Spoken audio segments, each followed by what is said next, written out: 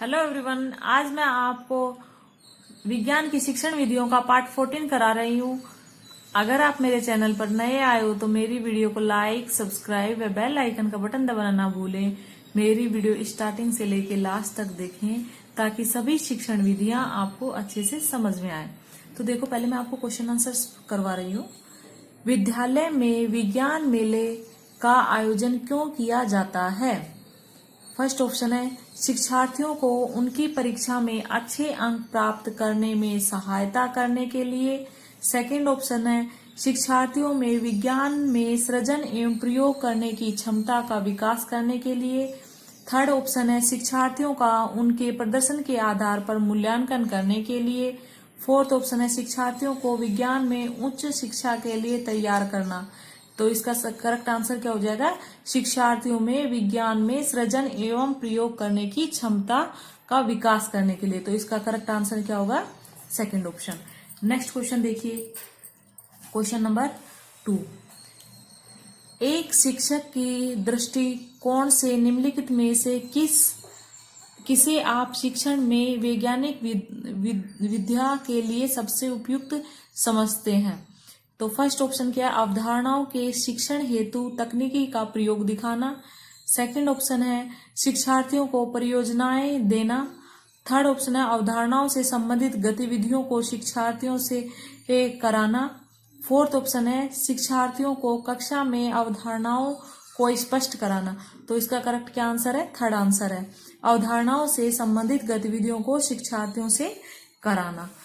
Question number 3 देखिए, NCF 2005 के अनुसार अच्छा विज्ञान शिक्षा जीवन के प्रति सत्य होती है। इसका क्या अर्थ है? फर्स्ट ऑप्शन है विज्ञान बालक को अर्थपूर्ण ढंग से व्यक्त करने में सक्षम हो। सेकंड ऑप्शन विज्ञान बालक को वैज्ञानिक ज्ञान अर्जित कराने की प्रक्रिया को सिखाने के लिए लायक बनाए। थर्ड ऑप्शन है विज्ञान आसान जीवन व्यतीत करने में सहायक हो। फोर्थ ऑप्शन है विज्ञान बालक को कार्य की दुनिया में प्रवेश हेतु तैयार करे। तो इसका करेक्ट आंसर क्या है? विज्ञान बालक को कार्य की दुनिया में प्रवेश हेतु तैयार करे। तो इसका करेक्ट आंसर हो जाएगा फोर्थ वन। नेक्स्ट देखो, क्वेश्चन नंबर 4 है हमारा। निम्नलिखित में से कौन सा वैज्ञानिक दृष्टिकोण का गुण नहीं है? अधिक सीखने की उत्सुकता, समस्या के प्रति व्यवहार में वस्तुनिष्ठता, कठिन कार्य, खुला मस्तिष्क। तो इसका क्या आंसर हो जाएगा? थर्ड, कठिन कार्य। हरी कक्षा 6th के शिक्षार्थियों को घूर्णन पढ़ाना चाहता है। निम्नलिखित में से कौन सी सबसे अच्छी विधा होगी? गतिविधि, अवधारणा शिक्षण, नंबर 2 उदाहरण देना, नंबर 3 प्रदर्शन करना, नंबर 4 चर्चा करना। तो इससे सबसे अच्छी कौन सी होगी? गतिविधि, अवधारणा शिक्षण। नेक्स्ट देखिए, निम्नलिखित में से क्वेश्चन नंबर 6 है ये। निम्नलिखित में से कौन सा विज्ञान अधिगम का एक महत्वपूर्ण उद्देश्य है? विज्ञान की विषय वस्तु की जानकारी एकत्रित करना। नंबर दो है अध्ययनकर्ताओं में ईमानदारी, अखंडता और सहयोग के मूल्यों की प्राप्ति। नंबर 3 है अपने सहपाठियों को विज्ञान का ज्ञान अर्जित कराने में सहायक। नंबर 4 है विज्ञान का ज्ञान अर्जित कराना। तो इसका करेक्ट ऑप्शन क्या हो जाएगा? अध्ययनकर्ता में ईमानदारी, अखंडता और सहयोग के मूल्यों की प्राप्ति। तो इसका करेक्ट आंसर है सेकंड। नेक्स्ट देखो, विज्ञान के मूल्यों में सतत एवं समग्र मूल्यांकन का अर्थ है। तो फर्स्ट ऑप्शन है अधिक आवर्ती जांच एवं परीक्षा। सेकंड ऑप्शन है अधिगम के आकलन हेतु सामान्य गतिविधियों और अभ्यास। नंबर 3 ऑप्शन है विज्ञान के सभी पहलुओं का मूल्यांकन। नंबर 4 ऑप्शन है अंतिम एवं रचनात्मक मूल्यांकन। तो इसका करेक्ट आंसर क्या हो जाएगा?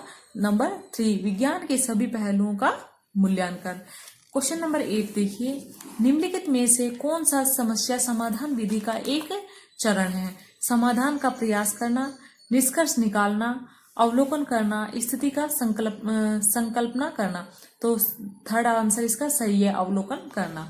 अभी मैं आपको अभिक्रमित अनुदेशन पढ़ा रही हूँ। देखो, तो इसके 3 चरण होते हैं, अवधारणा, सिद्धांत और प्रकार। तो मैं अभी पहले आपको अवधारणा पढ़ाऊंगी। यह एक विधि है जिसके द्वारा विषय वस्तु को सरल एवं संक्षिप्त रूप से प्रस्तुत कर किया जाता है। सेकंड है, इस विधि की अवधारणा या विचार को सर्वप्रथम सुकरात ने प्रस्तुत किया। थर्ड है, इस प्रकार आधारित शिक्षण की कल्पना व प्रयास थांडाइक के द्वारा की गई। फोर्थ है, वास्तविक जनक इसकी का B.F. स्किनर है। जो इसका जनक माना जाता है वो किसको माना जाता है? B.F. स्किनर को। किसका?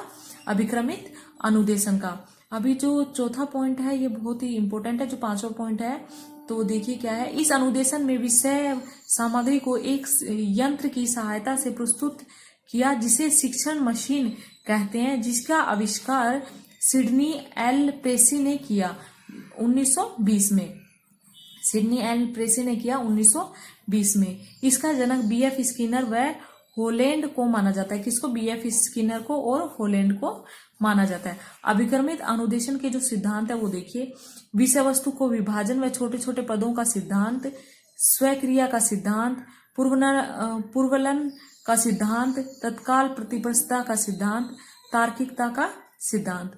अभी ये क्या होता है? फर्स्ट, विषय वस्तु को विभाजन में छोटे छोटे पदों का सिद्धांत है, यानी कि जो भी कोई एक विषय वस्तु होती है उसको छोटे छोटे पदों में बांट लिया जाता है और फिर बच्चों को क्या क्या सिखाया जाता है, समझाया जाता है। सक्रिय का सिद्धांत, या जो भी कोई काम कर रहा है वो क्या है? सक्रिय हो न कि निष्क्रिय हो, तो उसे कुछ ना कुछ काम दे दिया जाता है ताकि वो सक्रिय रहे। पुनर्बलन का सिद्धांत, यानी कि जब बच्चा कोई अच्छा काम करता है तो तत्काल उसे पुनर्बलन दिया जाता है। तत्कालीन प्रतिप्रष्ठा का सिद्धांत, और तत्कालीन कोई भी काम हो उसको तत्कालीन किया जाता है। जैसे पुनर्बलन देना तो तत्कालता से उसे बच्चे को पुनर्बलन दे दिया जाता है, जैसे एक्सीलेंट, वेरी गुड्स, ये सब बोल दिया जाता है। तार्किकता का सिद्धांत, और ये तार्किकता का सिद्धांत है, यानी कि इसमें तर्क करने की होती है कि ये अच्छा है, ये इसमें थोड़ा सुधार करने की जरूरत है, ये सब बताने का। अभिक्रमित अनुदेशन के जो प्रकार हैं वो है अभी रेखीय अनुदेशन। B.F. स्किनर इसके प्रेरणादाता है। उन्होंने 1954 में इस अनुदेशन को प्रस्तुत किया। इस अनुदेशन में विषय सामग्री को सिद्ध रेखा में प्रस्तुत करते हैं।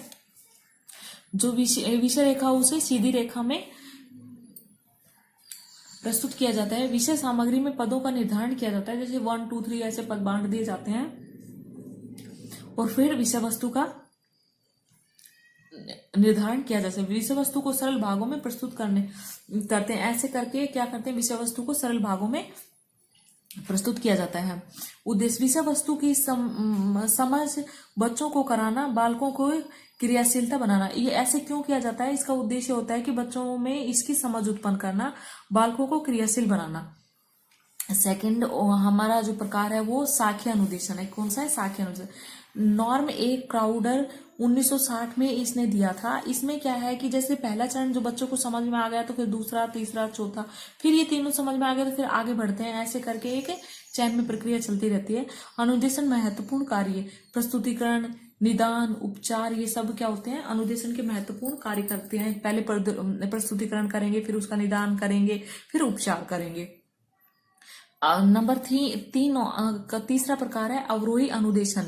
ये मैथेटिक्स अनुदेशन भी कहते हैं। इसे थॉमस गिलबर्ट ने दिया था। कब दिया था? 1962 ईस्वी में।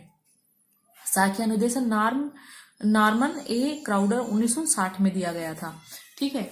इस अनुदेशन में एक कम महत्वपूर्ण या सामान्य क्रियाएं पहले कराई जाती है। जो कम महत्वपूर्ण होती है, सामान्य क्रियाएं होती है, वो पहले कराई जाती है अवरोही अनुदेशन में, और फिर महत्वपूर्ण क्रियाएं अंत में कराई जाती है। जो इंपोर्टेंट होती है वो बाद में कराई जाती है। पहले नॉर्मल, फिर उससे नॉर्मल, फिर ऐसे करके, और सबसे महत्वपूर्ण होती है वो बाद में कराई जाती है। उदाहरण जैसे नियम, सिद्धांत का ज्ञान सबसे पहले कराया जाता है, उसके बाद व्याख्या कराई जाती है, फिर बालक अनुक्रिया करता है।